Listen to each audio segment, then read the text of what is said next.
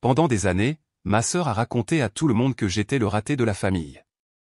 Alors qu'elle bâtissait son entreprise, elle se vantait de son nouveau manoir à Thanksgiving.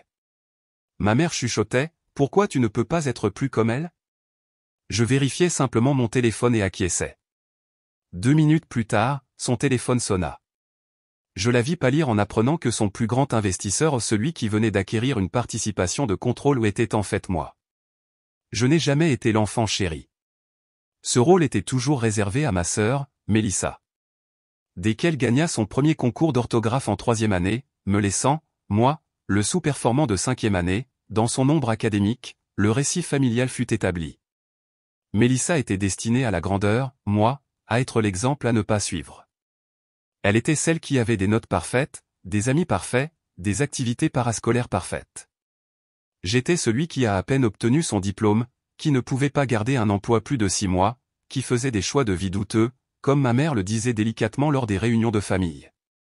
Ce n'est pas que j'étais une mauvaise personne. Je ne prenais pas de drogue, je n'avais pas de casier judiciaire, je n'étais ni cruel ni malhonnête.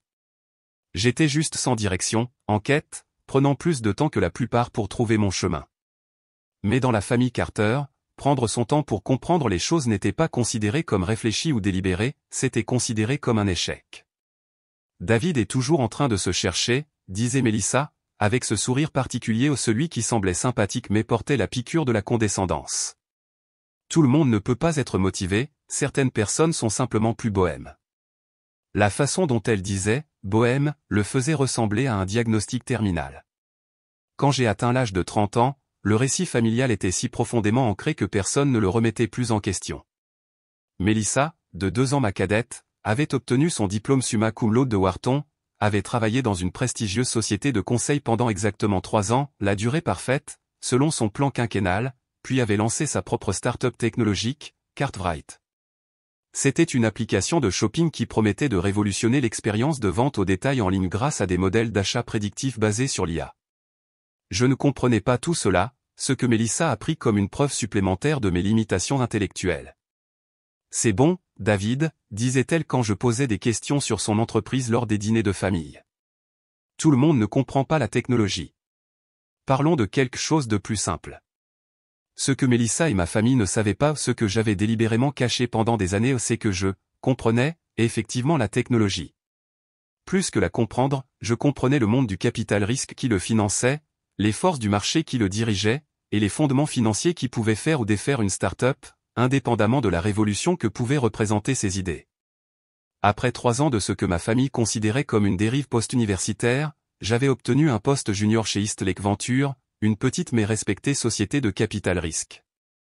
J'ai commencé par un rôle administratif, le seul poste que je pouvais obtenir avec mon CV peu impressionnant et mon manque de relations, mais j'ai observé, j'ai appris, j'ai absorbé tout ce que je pouvais sur la façon dont les investissements étaient évalués, sur la façon dont les transactions étaient structurées, sur la façon dont la société identifiait des opportunités prometteuses que d'autres pourraient négliger. Mon patron, Richard Eastlake, s'est intéressé à moi de manière inattendue. « Vous avez de bons instincts, Carter », m'a-t-il dit après environ 1 an, lorsque j'avais soigneusement suggéré d'examiner une petite start-up de traitement du langage par IA que tout le monde avait rejeté. La société a ensuite été acquise 9 fois plus que notre investissement initial. Vous voyez des schémas que les autres manquent. En 4 ans, j'étais passé d'administrateur à analyste puis à associé. À la 6e année, j'étais un associé junior avec un petit mais croissant portefeuille sous ma direction.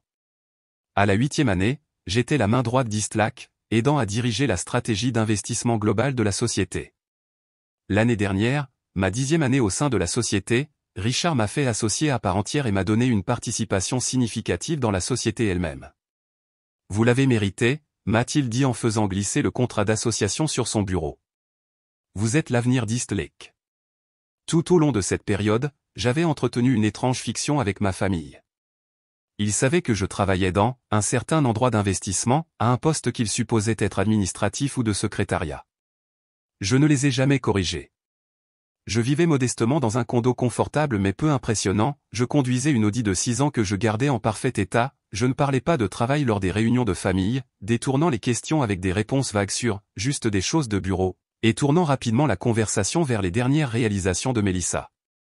Je ne suis pas tout à fait sûr de pourquoi j'ai entretenu cette mascarade au départ. Je pense que je me protégeais, craignant leur réaction en cas d'échec. Après avoir finalement annoncé un certain succès plus tard, cela est devenu une sorte d'expérience. Est-ce que l'un d'eux manifesterait un jour une véritable curiosité pour ma vie? Remettraient-ils jamais en question leurs propres hypothèses sur qui j'étais et de quoi j'étais capable? La réponse, année après année, a été non. Ma mère m'appelait tous les dimanches après-midi comme un métronome. Comment va le travail, demandait-elle, et avant que je puisse répondre, elle se lançait dans un récit détaillé du dernier triomphe de Mélissa. Mélissa vient de sécuriser un nouveau cycle de financement en 3 millions de dollars. Tu peux le croire? Elle va faire la couverture du magazine Tech Innovator le mois prochain. Je t'ai dit qu'elle avait acheté une maison d'été dans les Hamptons? Juste une petite maison, dit-elle, mais en bord de mer, tellement fière de cette fille. Pendant ce temps, je gérais un portefeuille de plus de 100 millions de dollars et je venais de conclure un accord qui triplerait probablement ce montant, mais ma mère ne le savait pas parce qu'elle ne demandait jamais vraiment, et je ne le disais jamais vraiment. Mon père était moins effusif, mais pas moins partial. Reste à ce poste, David, me conseillait-il chaque fois que nous nous parlions, ce qui était de plus en plus rare. C'est bien d'avoir de la stabilité. Tout le monde ne peut pas être un entrepreneur comme ta sœur. Le monde a aussi besoin d'abeilles ouvrières. J'avais 38 ans, je gagnais bien plus de 7 chiffres par an, et mon père me félicitait d'être enfin devenu une abeille ouvrière fiable. L'entreprise de Mélissa, Cartwright, était sur mon radar professionnel depuis quelques années. En tant qu'application de shopping, ce n'était pas la zone d'investissement habituelle d'Eastleigh où nous nous concentrions généralement sur les technologies d'infrastructure, et non sur les produits grand public, mais j'ai suivi ces progrès avec l'intérêt particulier de quelqu'un qui observe la carrière d'un membre de sa famille, quoique à distance. Elle ne réalisait pas que je pouvais atteindre Cartwright. Elle avait connu une croissance impressionnante, je dois lui accorder cela. D'une start-up artisanale opérant dans un espace de coworking, elle était devenue une entreprise de plus de 100 employés et dont la valorisation avait atteint près de 80 millions de dollars après son tour de financement de série C l'année dernière. Mélissa s'était révélée être une PDG compétente, du moins d'après ce que je pouvais observer de l'extérieur, charismatique, concentrée, douée pour articuler sa vision aux investisseurs et à la presse. Mais il y avait des préoccupations. L'entreprise n'avait pas encore réalisé de bénéfices, brûlant du capital risque pour alimenter sa croissance sans voie claire vers des revenus qui justifieraient sa valorisation. Leur technologie, bien que élégante, n'était pas aussi propriétaire ou innovante que Mélissa l'affirmait dans ses apparitions publiques. Et surtout, j'avais entendu des rumeurs par mes contacts de l'industrie concernant certaines pratiques financières douteuses, rien d'illégal, nécessairement, mais le genre de comptabilité agressive qui indique parfois des problèmes plus profonds. J'ai gardé ces observations pour moi, bien sûr. Outre l'éthique professionnelle, quel serait l'intérêt de soulever des inquiétudes concernant Cartwright auprès de ma famille? Il rejetterait mes mises en garde comme de la jalousie, comme une preuve supplémentaire de mon infériorité en matière d'affaires par rapport à ma brillante sœur. J'ai donc observé, j'ai attendu, et j'ai construit mon propre succès tranquillement, en privé, parallèlement à l'ascension plus publique de Mélissa jusqu'au printemps dernier, où tout a changé. J'examinais des investissements potentiels lorsque Richard est passé à mon bureau, fermant la porte derrière lui, quelque chose qu'il faisait rarement. Vous devez voir ça, a-t-il dit en faisant glisser un dossier sur mon bureau. Cartwright cherche un sauvetage déguisé en série D. Ils sont sous l'eau, David. La technologie ne fonctionne pas comme annoncé, ils perdent de l'argent, et ils ont au moins 2 procès en cours de la part de premiers investisseurs qui affirment des divulgations financières trompeuses. J'ai senti mon estomac se serrer en parcourant les documents. Les chiffres étaient pires que ce à quoi je m'attendais. Cartwright serait insolvable dans 6 mois sans une injection majeure de capital. Mélissa devait être désespérée, essayant frénétiquement de maintenir l'entreprise à flot tout en maintenant le semblant de succès. Pourquoi me montrez-vous cela, ai-je demandé, bien que je connaisse déjà la réponse.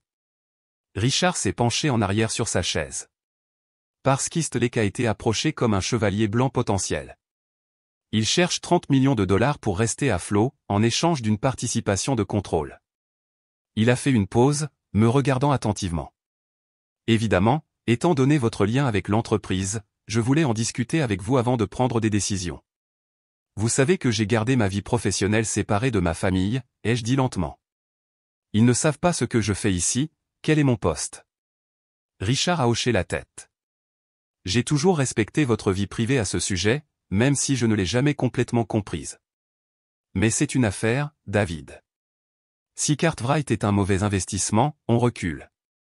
S'il y a de la valeur là-dedans et si vous pensez que nous pouvons redresser la situation, alors nous y réfléchissons. Complications familiales nonobstant.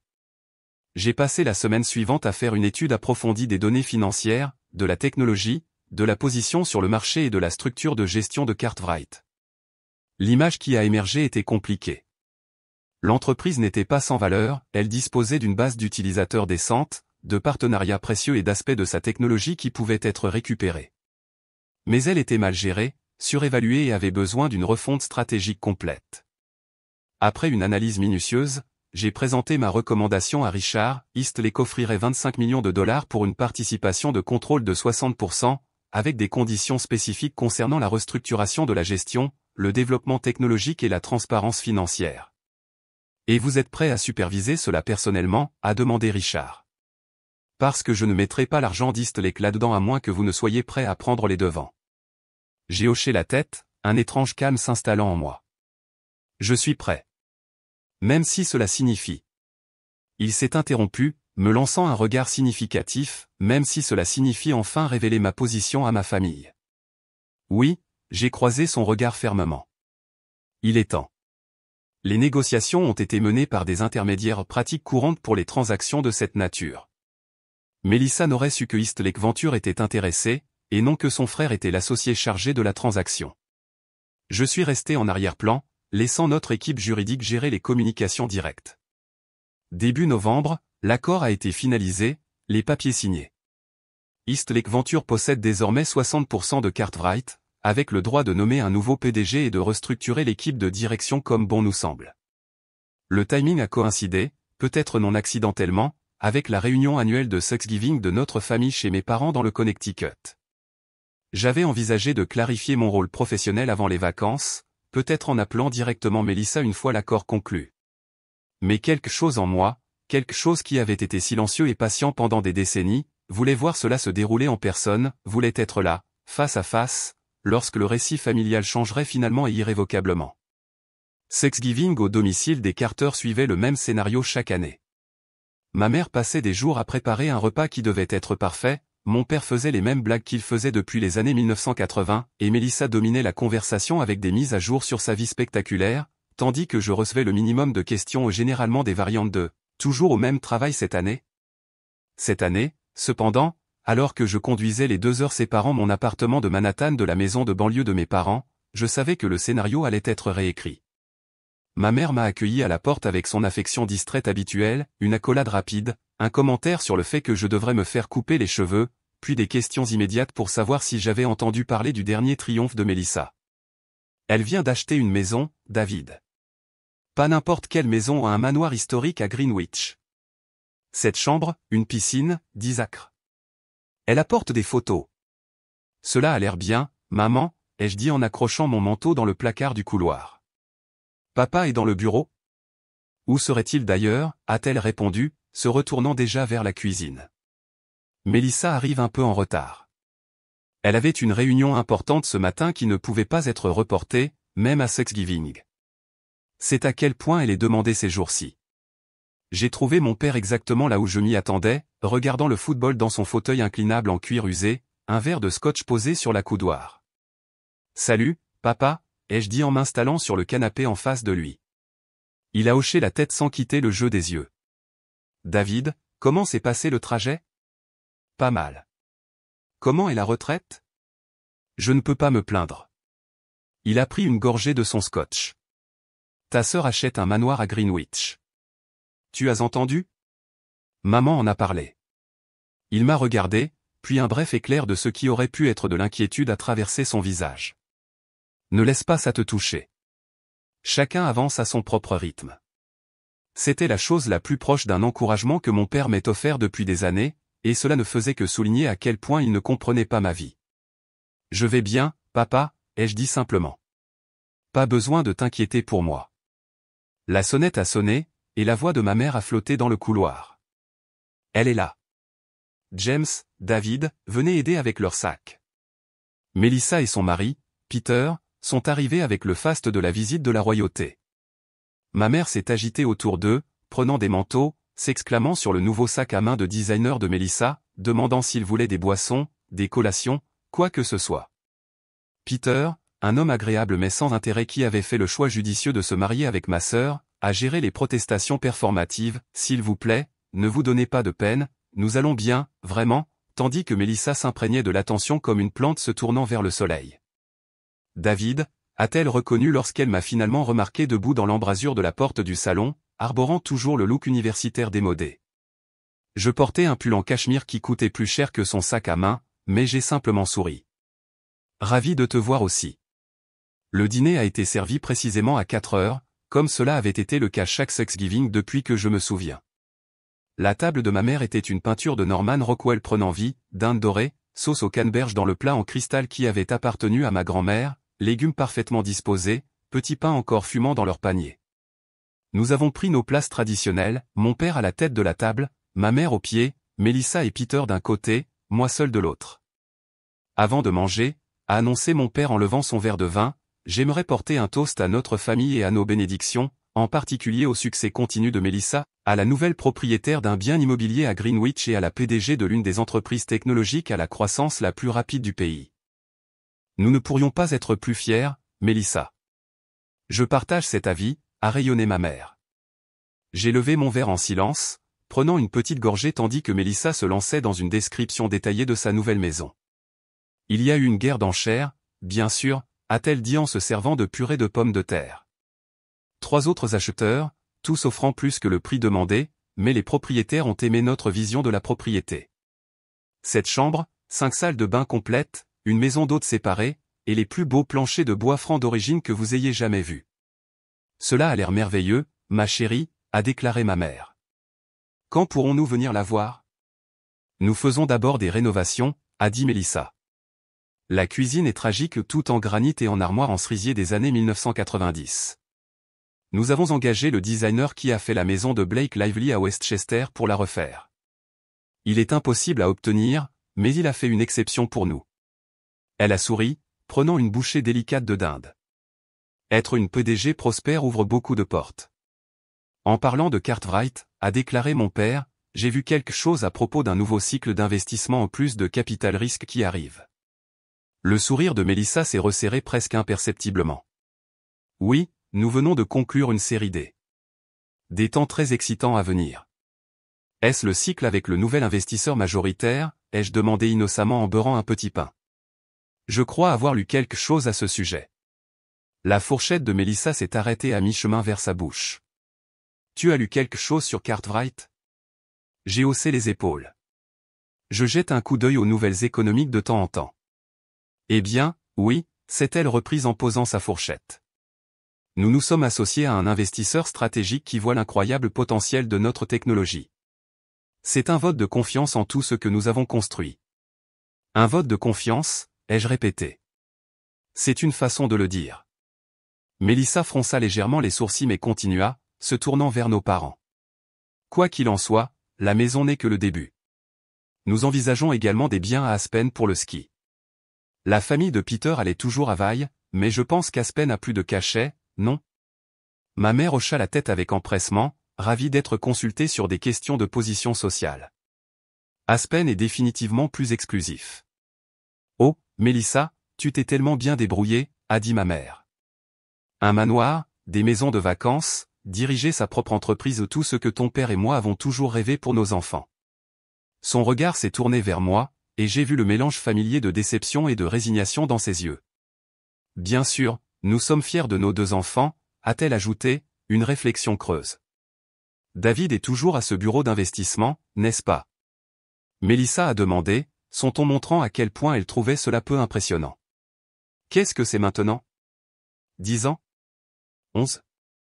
Quelque chose comme ça, ai-je répondu gentiment. Eh bien, la stabilité est aussi importante, a-t-elle dit avec une magnanimité apprise. Tout le monde n'est pas fait pour la voie entrepreneuriale. Melissa a toujours été la preneuse de risques, a convenu ma mère. Même enfant, elle était intrépide. Tu te souviens de ce projet scientifique en 4e année? Les autres enfants ont fait des volcans de bicarbonate de soude, mais elle a construit une maquette fonctionnelle d'un barrage hydroélectrique. C'était mon projet scientifique, ai-je fait remarquer. 7e année. Ma mère a fait un geste de la main avec dédain. Eh bien, l'un de vous a fait quelque chose d'impressionnant en sciences. David a toujours été plus une personne des sciences humaines, a déclaré Mélissa, comme si cela expliquait tout. Plus abstrait, moins pratique. J'ai étudié l'économie, lui ai-je rappelé. C'est une science sociale, a-t-elle dit avec un sourire condescendant. Bien sûr que oui. Et tu as mis cette éducation à profit, j'en suis sûr. Que fais-tu exactement avec ce bureau d'investissement encore une fois? Quelque chose comme ça, ai-je répété en prenant une autre bouchée de dinde.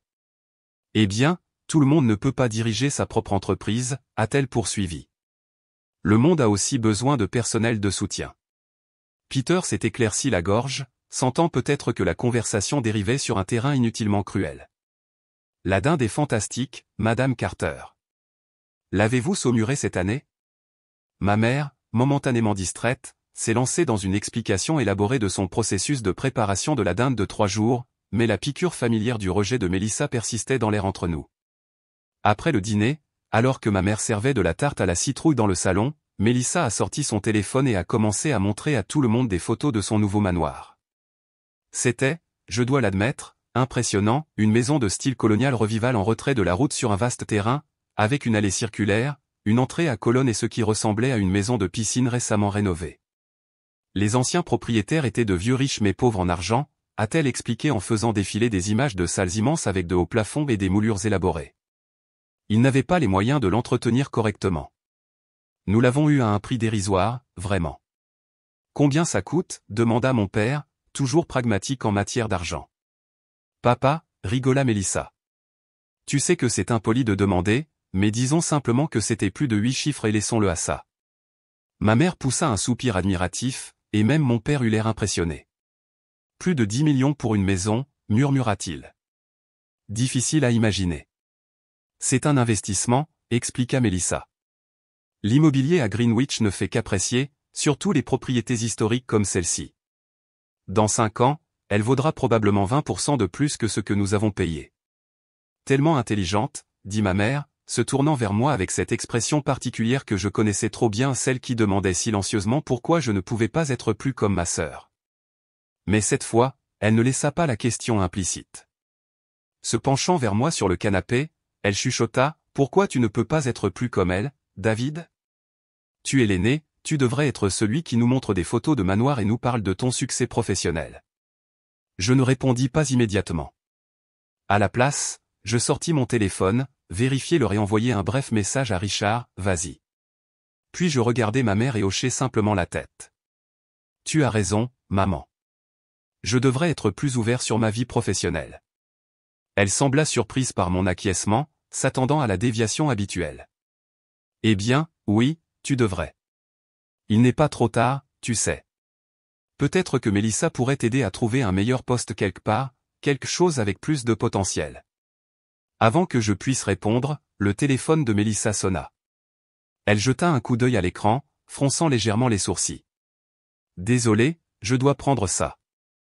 C'est le bureau. » Elle se leva, se dirigeant vers le couloir pour plus d'intimité.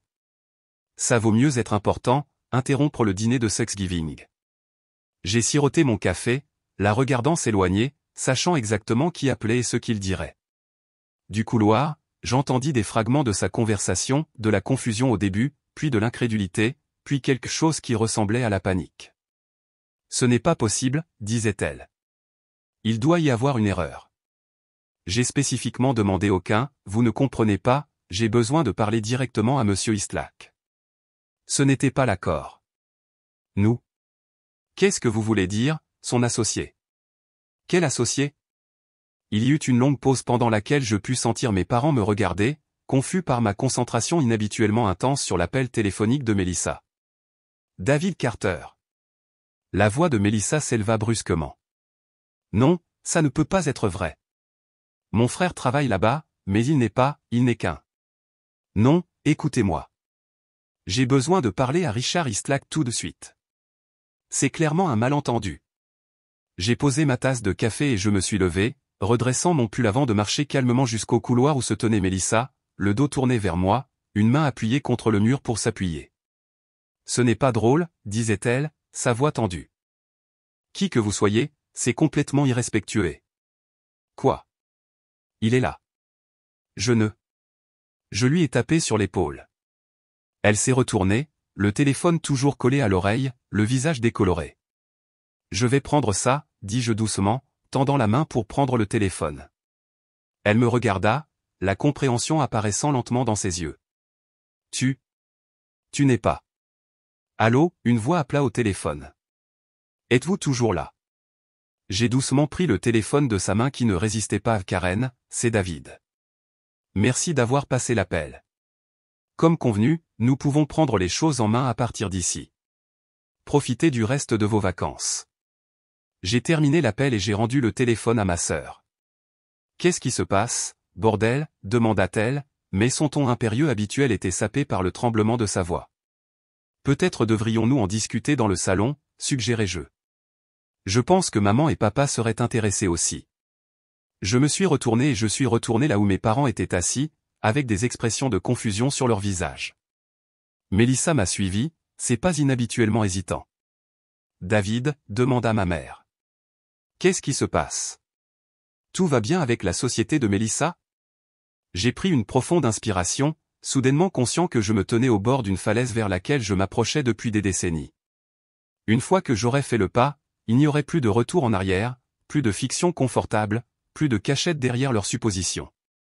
Pour le meilleur ou pour le pire, ma famille me verrait enfin clairement.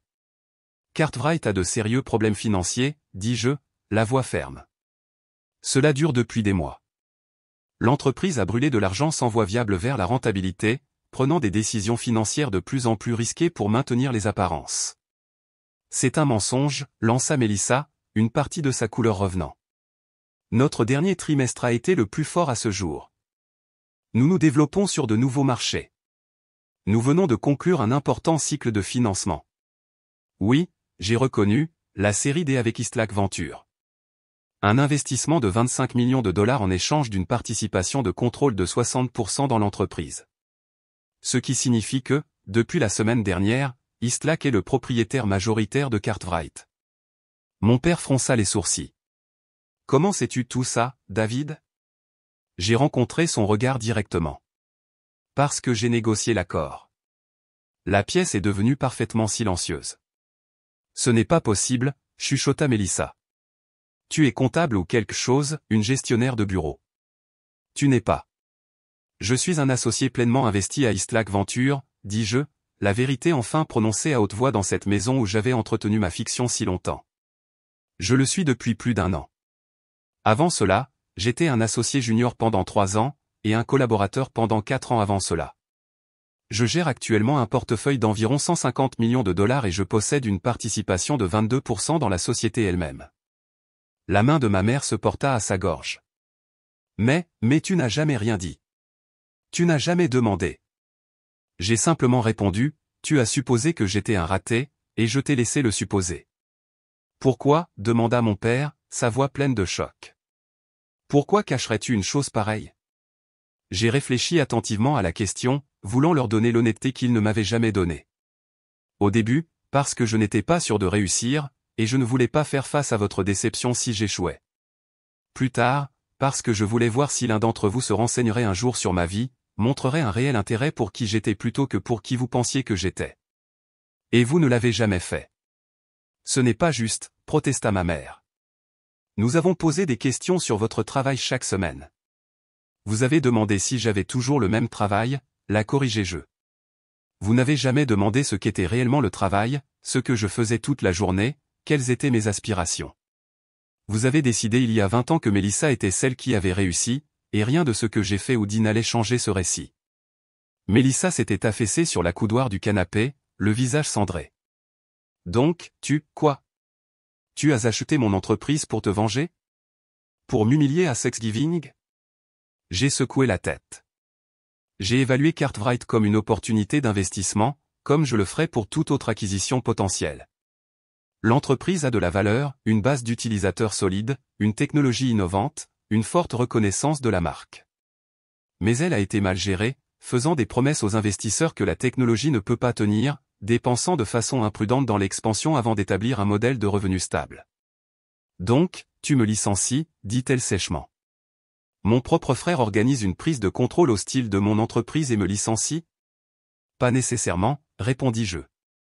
Cela dépend de votre volonté de prendre du recul, de reconnaître les problèmes de l'entreprise et de travailler avec la nouvelle équipe de direction qu'Eastlac installera. Il y a toujours une place pour vous chez Cartwright, Melissa, mais pas en tant que PDG. Elle sursauta comme si je l'avais frappée. Tu aimes ça, n'est-ce pas? Toutes ces années à être la déception familiale, et maintenant tu peux jouer les gros bras. Je ne joue à rien, dis-je, une pointe de netteté entrant enfin dans ma voix. Je suis un associé de l'une des sociétés de capital risque les plus respectées de New York. Je suis millionnaire plusieurs fois plus. Je possède un appartement sur Central Park West et une maison d'été à Montauk qui fait passer votre manoir de Greenwich pour une maison de départ. J'ai passé la dernière décennie à construire une carrière que vous ne connaissez pas parce que vous étiez trop occupé à parler de vous pour jamais vous renseigner. David, chuchota ma mère, les larmes aux yeux. Nous n'avions aucune idée. C'est le but, maman. Vous n'aviez aucune idée parce que vous ne vouliez jamais en avoir. Vous avez décidé qui j'étais il y a longtemps, et rien de ce que j'ai fait n'allait changer ça. Je me suis retourné vers Melissa. De la même manière que vous avez décidé que Cartwright était une énorme réussite même lorsque les chiffres racontaient une histoire différente. La réalité compte, Melissa. La vérité compte. Peter, qui était resté silencieux tout au long de cet échange, prit enfin la parole. Alors, qu'est-ce qui arrive maintenant à l'entreprise? Je veux dire? C'était la question la plus pragmatique que quiconque ait posée, et j'ai ressenti une lueur d'appréciation pour l'attention de mon beau-frère aux implications commerciales réelles plutôt qu'au drame familial. Eastlac envoie un PDG intérimaire la semaine prochaine, expliquai-je. Quelqu'un qui a de l'expérience dans le redressement d'entreprises technologiques en difficulté.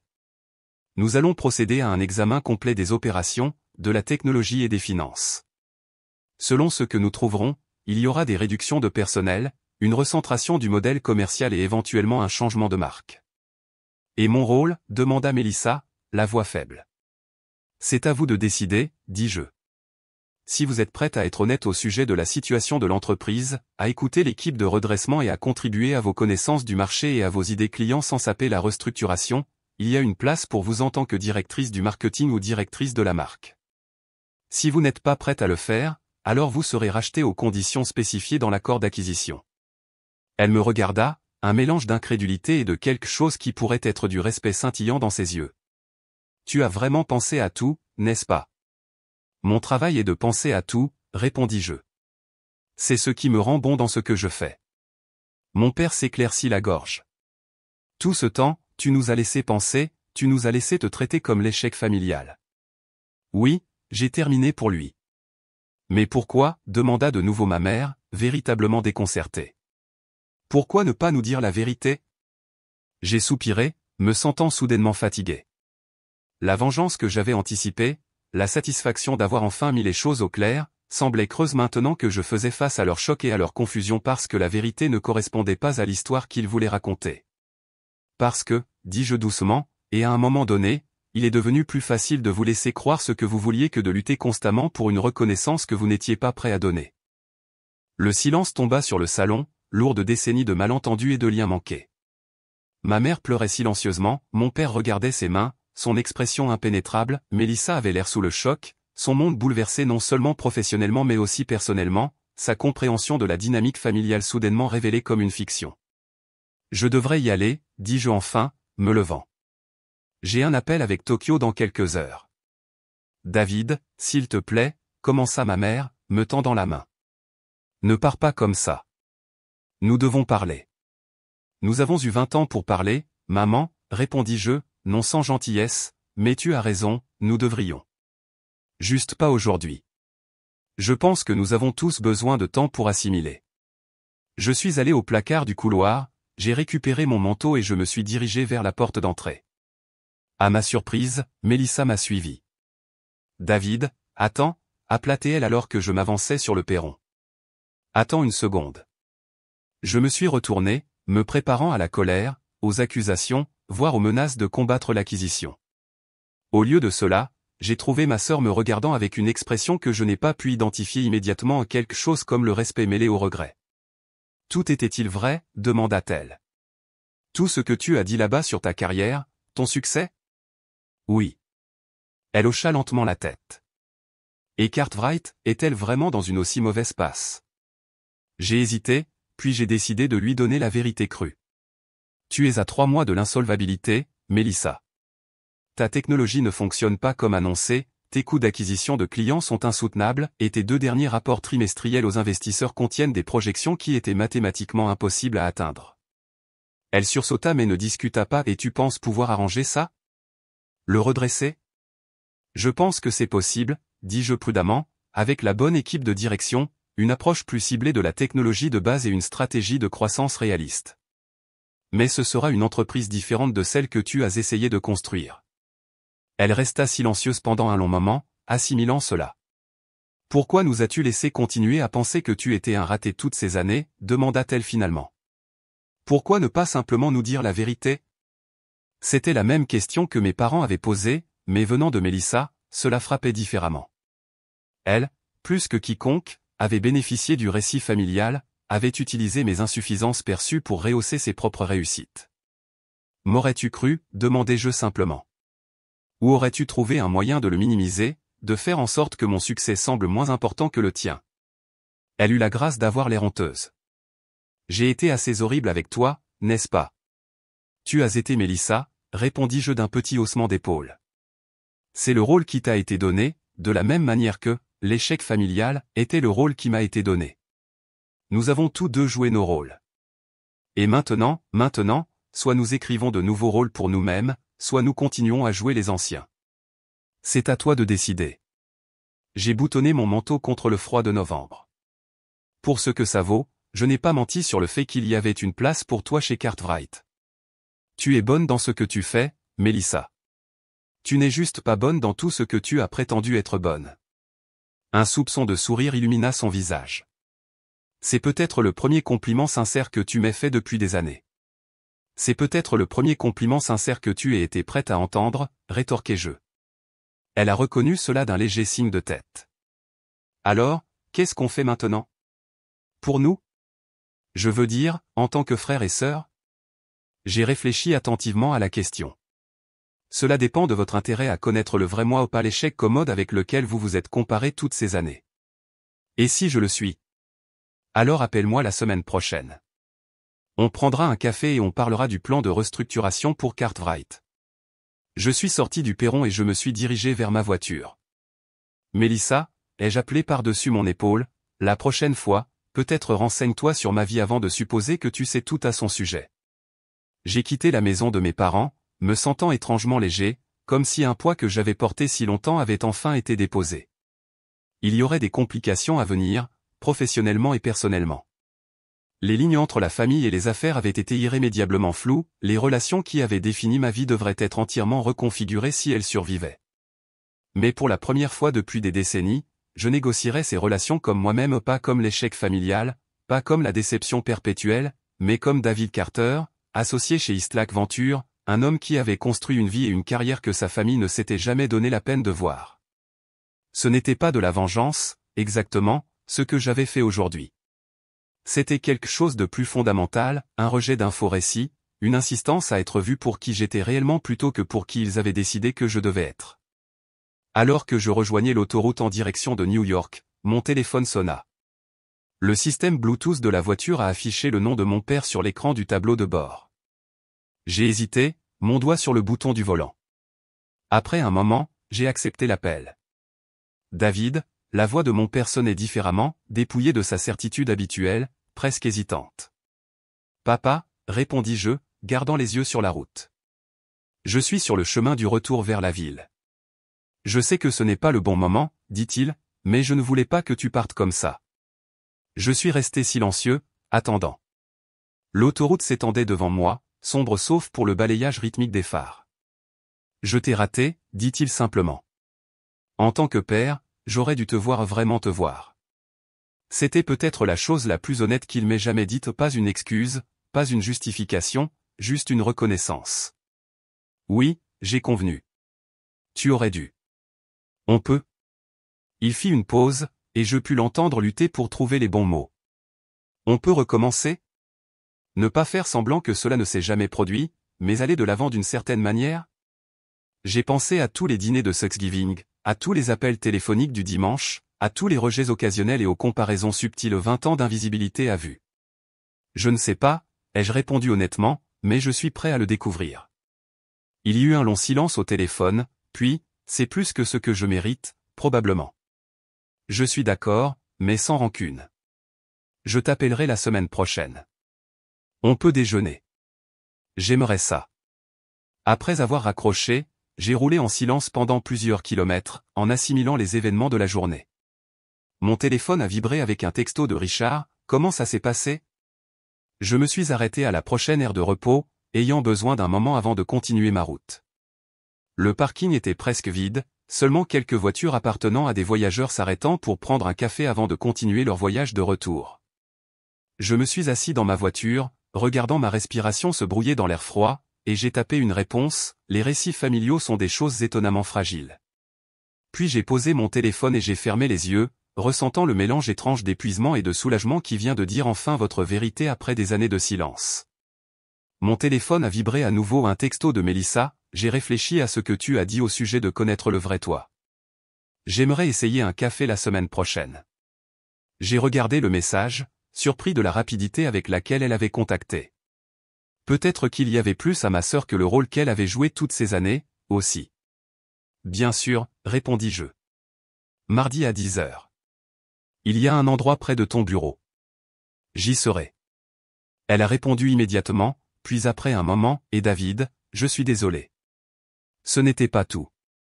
Ce n'était même pas près de tout ce que nous devions nous dire, mais c'était un début ou une reconnaissance que l'ancien récit s'était effondré et que tout ce qui viendrait ensuite devrait être construit sur la vérité plutôt que sur une fiction commode. J'ai mis ma voiture en marche et je suis retourné sur l'autoroute, rentrant à la maison non pas à la fiction soigneusement entretenue du modeste appartement de David l'échec, mais à ma vie réelle, celle que j'avais construite pendant que il ne regardait pas. Demain, je devrais commencer le vrai travail d'intégration de ces deux vies séparées que j'avais vécues. Il y aurait des conversations maladroites, des révélations douloureuses, peut-être même des complications professionnelles alors que je naviguais dans les complexités éthiques de l'acquisition de l'entreprise de ma sœur. Mais ce soir, conduisant dans l'obscurité vers les toits scintillants de Manhattan, j'ai ressenti quelque chose que je n'avais pas ressenti en présence de ma famille depuis des décennies, le simple soulagement d'être enfin et complètement moi-même.